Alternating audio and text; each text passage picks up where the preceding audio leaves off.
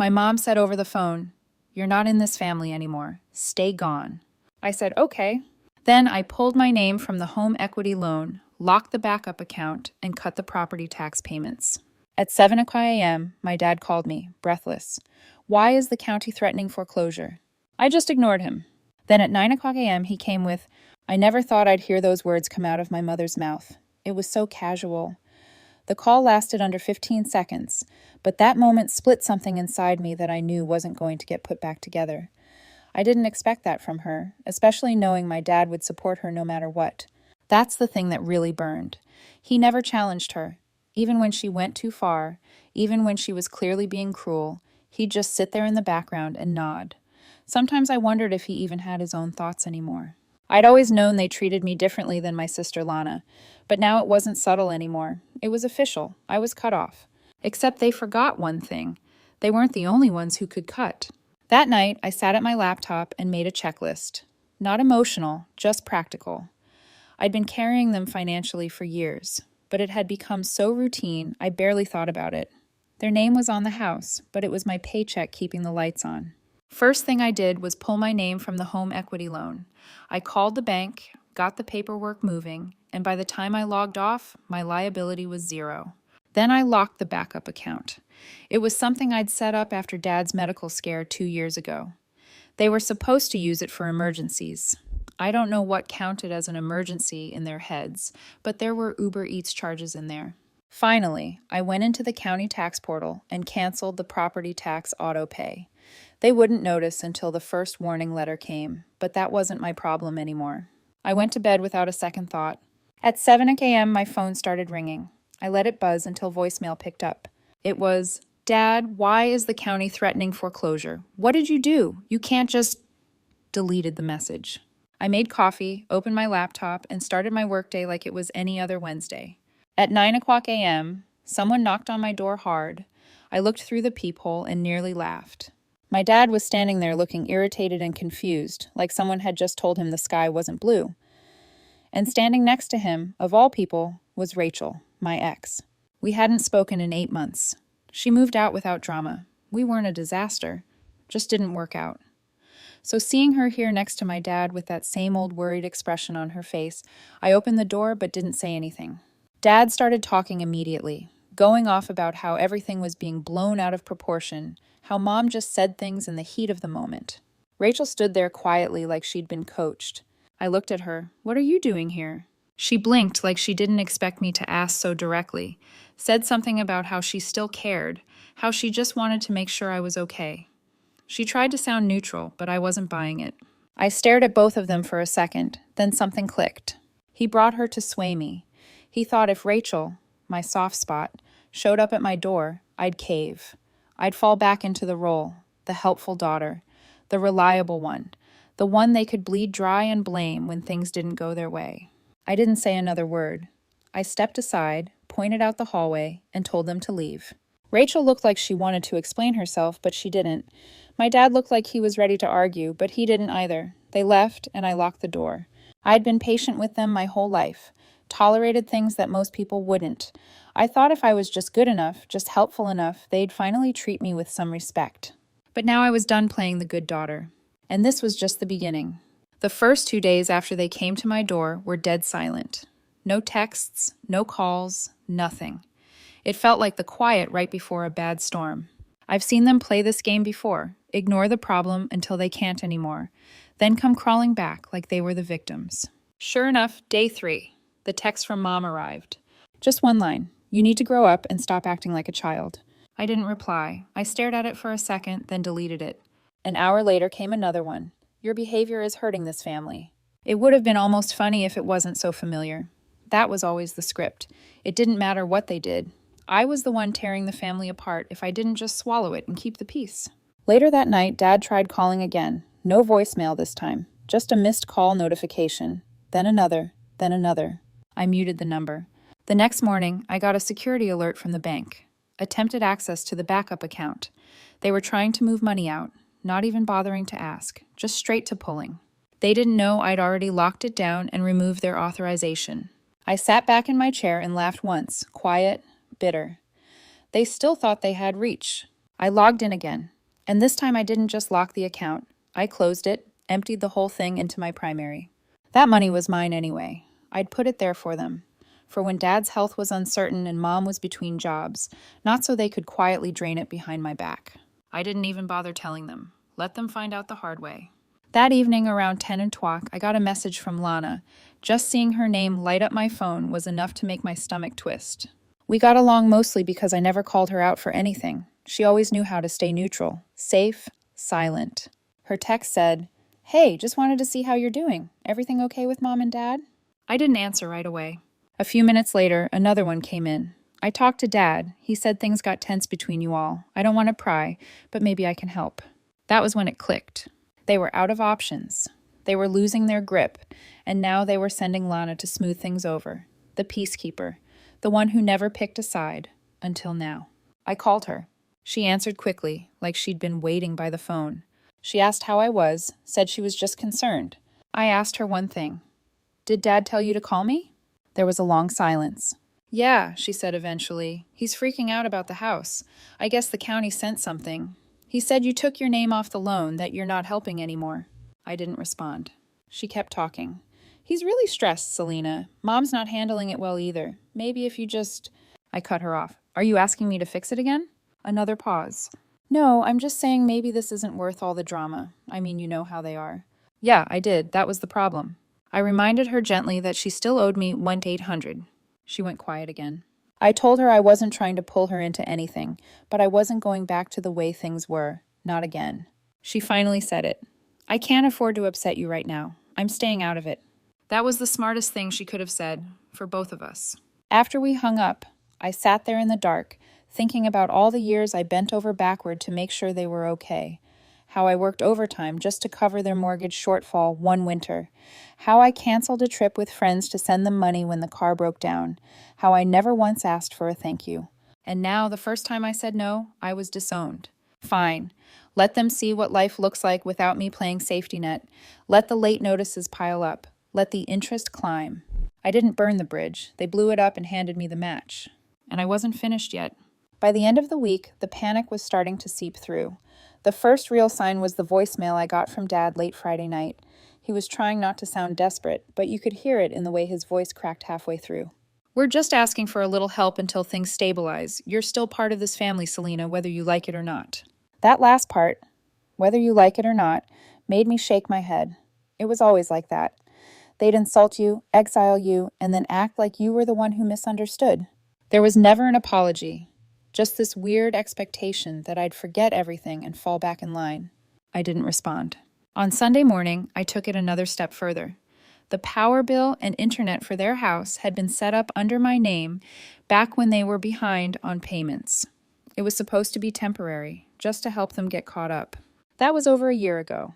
I logged in, removed their address, and closed the accounts, sent the final bills to my email, paid them off, and shut it down clean.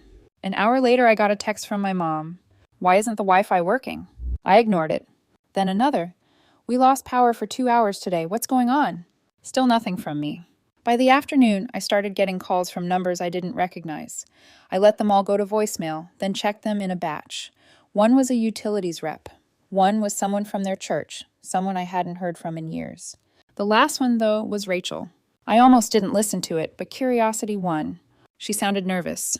She said she didn't want to get involved, but that my mom had called her crying, saying I was trying to destroy them. She asked if I was okay, if there was anything she could do. I deleted it. I didn't need anyone trying to guilt-trip me on their behalf. Not someone who had walked away from me when things got hard between us, only to show up at my front door weeks ago, uninvited and clearly being used. Monday morning, I got another call from Dad. This time, he left a very different kind of message. "Fine. If you're going to turn your back on us, then at least give us some notice next time. We're scrambling over here." That was the tone I'd been waiting for. The shift from arrogant to cornered. It always came eventually. I went through the shared insurance policy next. When Mom got dropped from her work coverage, I put her on my plan. I never told anyone that I paid the premiums in full every month.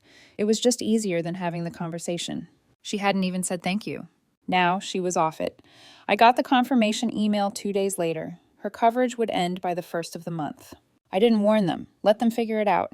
Lana texted me again that evening, just a single question. Did you take Mom off your health insurance? I replied, yeah. She didn't respond.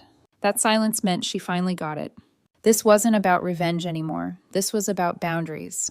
This was about letting them feel the consequences they had avoided for too long because I kept stepping in. They weren't losing me. They gave me away. By Wednesday, the silence was shattered, but not in the way I expected. That morning, I left for work like normal. When I got home, there was an envelope taped to my front door, not mailed, just stuck there with a piece of worn tape, like some passive-aggressive note left on the windshield. My name was written in blue ink. I knew the handwriting immediately. My mother. I stood in the hallway for a full minute before taking it down. Inside were 6 pages, handwritten both sides. It wasn't neat. It looked like she wrote it all in one sitting, too fast. Like the words were boiling over and she had to get them out before they evaporated. It wasn't an apology. She wrote about how disappointed they were in me, how family doesn't abandon each other, that I'd thrown everything away over some petty grudge. She said I was acting like a stranger, not a daughter. She actually wrote that I was erasing the blood that connected us. The last line was, "What did it, though? You're going to regret this when we're gone." I read it twice, then dropped it straight into the trash. No second thoughts. They had no idea what regret even looked like. The next day, I got a notice from the mortgage lender. It wasn't a late payment reminder. It was worse. The most recent payment had bounced. There was a bright red line that read, "Insufficient funds." Since I'd already pulled my name from the loan, I wasn't on the hook. But because they never changed the contact info, the warning still came to me. It made me wonder what else they were going to forget to update. I didn't have to wait long. That afternoon, while I was trying to focus on work, my phone buzzed with a number I didn't recognize. I ignored it. A few minutes later, it buzzed again. Same number. On the third try, I picked up just to stop the noise. It was Anne-Marie, my dad's older sister. She lived in Arizona, barely kept in touch with the rest of the family. I hadn't heard her voice in 5, maybe 6 years. She didn't bother with small talk. "Your parents called me." I didn't answer. She said they were panicking about the house. Told her I'd gone cold, that I'd left them high and dry out of nowhere. I waited for her to ask me what happened, to ask for my side, but she didn't. Instead, she said this, "You did more for them than anyone ever should have. Let them figure it out themselves." I was stunned. She went on, said she'd always suspected they were taking advantage of me. That when Dad used to brag about how I helped out with their bills, she could tell there was more to the story, that he sounded too proud of something he didn't earn. Then she said something that stuck with me. "You can't teach people consequences if you keep cushioning their falls." After we hung up, I just sat there for a while. It was the first time in years someone in the family had acknowledged what was actually going on, not just tolerated it, not just told me to keep the peace. That same night, something else happened. Something I wasn't ready for. Rachel texted. It was short. "I need to tell you something. It's about your dad." I didn't answer right away. I wasn't sure I even wanted to know, but curiosity chipped away at me until I gave in and told her to go ahead. She sent a wall of text. She said that when Dad asked her to come with him that day, she said no at first, but then he offered her something. He told her he'd pay her back the money he owed from that failed startup idea he convinced her to invest in, the money she lost after our breakup when she was still trying to stay civil with the family. He told her if she could convince me to reverse the financial cutoffs, he'd make it right. She didn't take the money, but she went anyway. I just stared at the screen. So that whole day, the visit, her fake concern, the awkward silence, was just a setup. Another ploy. Another transaction in disguise. I didn't text her back. I didn't ask follow-up questions. I just blocked her number and deleted the thread. It wasn't even anger at that point. It was this deep, exhausted clarity. Like I'd been squinting through fog for years, and suddenly everything snapped into focus. They didn't love me the way family should. They loved what I could do for them. Now that I was done, they were scrambling, falling apart, making bad choices, pulling people into the mess, and I was finally watching it happen from the outside. Not because I wanted them to suffer, but because I needed to be free. By the end of that week, the walls were caving in on them. Friday morning, I woke up to 5 missed calls and 2 voicemails from Dad. One of them was just breathing, like he didn't know what to say. The second was quieter, not angry, just empty. "Selena, the county sent a letter. They're giving us 30 days. 30. I need to talk to you." I stared at my screen for a while, wondering if he even remembered telling me I wasn't part of the family anymore. If he realized what kind of person you have to be to say that to your daughter and still come back asking for help. I didn't call back. Instead, I logged in and made sure all remaining ties were cut. There was one last link I hadn't touched yet, something small, but still tethered to them. The shared Amazon account. It had my card saved. I scrolled through the order history, vitamins, cleaning supplies, a Bluetooth speaker, all of it shipped to them. I deleted the card, changed the password, and logged out. A few hours later, I got a text from Lana. Mom tried to order something, but the payment failed. What's going on? I wrote back, ask her. She didn't reply. That weekend, I went out of town. Not to avoid them, just to clear my head. I turned off my phone, booked a small Airbnb upstate, and spent 2 days doing nothing but walking, reading, and sleeping. The first night, I sat outside with a drink in my hand and realized it was the first time I hadn't thought about them in hours. It felt like breathing without a weight on my chest. When I got back, the messages had piled up. Not from Mom or Dad, but from people around them, neighbors, old family friends, even someone from their church. Apparently, my parents had started telling people I'd abandoned them, and now everyone wanted to hear my side. I ignored all of them. Let them spin whatever version they wanted. I didn't owe anyone a statement. Then something strange happened. They stopped reaching out for an entire week. Not a single call, no texts, no letters, nothing. I thought maybe they had finally given up, but then Lana called me out of the blue. I almost didn't answer, but I did. She sounded different, tired. They're selling the car, she said. They're thinking about taking a loan from the credit union just to cover the missed property taxes. I asked her why she was telling me that. She said, I think they finally get it. I asked her if they mentioned me at all. She said, no, not once, not even your name. That part hit harder than I thought it would. Not because I wanted the apology, but because after everything, after all the yelling and letters and manipulations, it ended not with a fight, but with a silence so complete it felt surgical. They'd cut me out as cleanly as they told me to leave. But they were finally, for the first time in their lives, handling their own problems, selling things, talking to banks, doing the work. That night, I sat in my living room and just listened to the quiet. No phone buzzing, no guilt rising up, no more wondering if I was doing the right thing. I already had. They hadn't said sorry. They never would. And I didn't need them to. 3 weeks passed. No texts, no voicemails, no letters, just silence. For a while, I kept expecting another wave of manipulation, a guilt trip through Lana, a surprise knock on my door, some new dramatic attempt to rope me back in. But it never came. Instead, what I got was something entirely new from my parents. Indifference. It was subtle at first. A neighbor of theirs, someone I barely remembered from childhood, messaged me on Facebook with a random update. Your folks seem busy these days. Saw them painting the front porch. Looks like they're trying to fix up the place. I didn't know what to make of it. Fixing the porch. They never did things like that themselves. They always waited until something broke completely, then begged someone, usually me, to handle it. Then Lana confirmed it. They'd been selling furniture. Mom picked up a part-time job at the Flores down the road. Dad's been doing repair work for some guy he used to know from high school. I asked if they were still talking about me. She said they hadn't mentioned me at all. That stung more than I expected, but it also meant something had finally changed.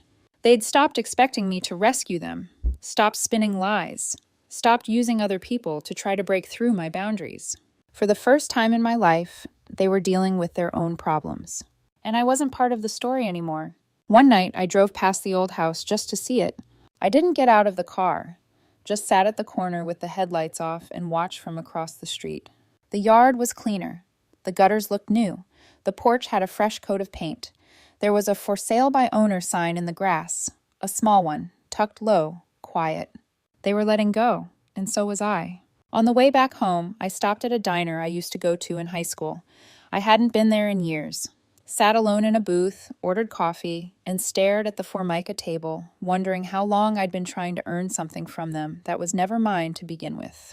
Their approval, their respect, a real place in the family. They told me I wasn't part of it anymore, and maybe for the first time I believed them. But instead of pain, I felt something else. Relief. They weren't my responsibility. They never were. And now, finally, they knew it too. No closure, no apology, just an ending. And that was enough. A month went by without a single word from them. I didn't text Lana. I didn't drive by the house. I didn't wonder what they were doing.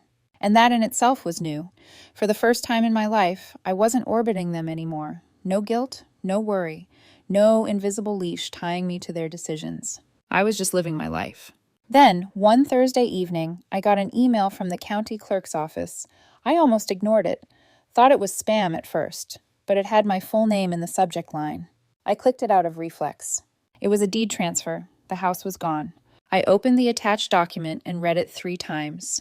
No agent listed, no realtor involved, just a clean, direct sale. The buyer, some faceless LLC that specialized in distressed properties. I Googled them. They flipped houses for quick profit, paid in cash, moved fast. My parents had taken a huge loss. Attached was a second document, a retroactive release form from the old backup account I'd shut down, signed and filed with the date I cut them off. They'd gone back, cleaned up the paper trail, removed my name from everything like I'd never existed in their financial world. I didn't know if they did it to avoid future problems or if it was their final attempt to make the split permanent. Either way, it worked. It was over. I closed the documents, leaned back, and just sat there for a while. Not relieved, not angry, just still. Like someone had finally turned off a machine that had been humming in the background my entire life. Later that night, I felt that same old curiosity creeping back. I searched my dad's name. Nothing new, no lawsuits, no liens. Then I typed in my mom's. That's when I saw it. 2 weeks earlier, she'd filed a business registration, a shop, flowers, and vintage goods. I clicked the link and stared at the name, Vera and Vine.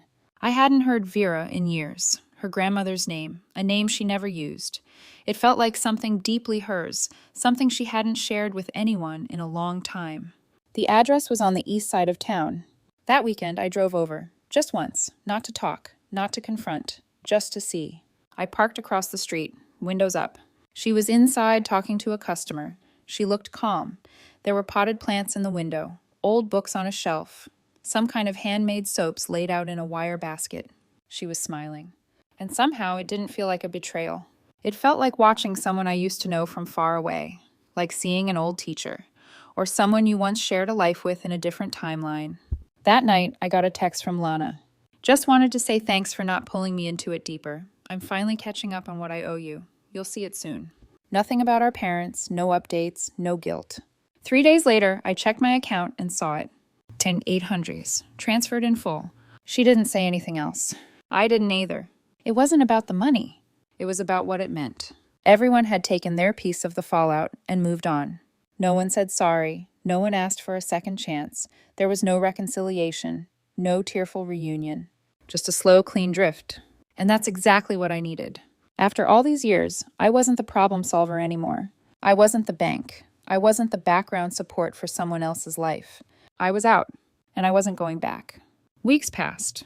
I didn't hear from them, not even through Lana, not through the church, not through vague family connections trying to play mediator. It was just nothing. The kind of silence you only get after something truly ends. And I realized this was the life I used to think I'd have to fight for. A life where I didn't have to be the fixer, the buffer, the unpaid accountant holding everyone together with late-night transfers and polite silence. I wasn't worried about their mortgage.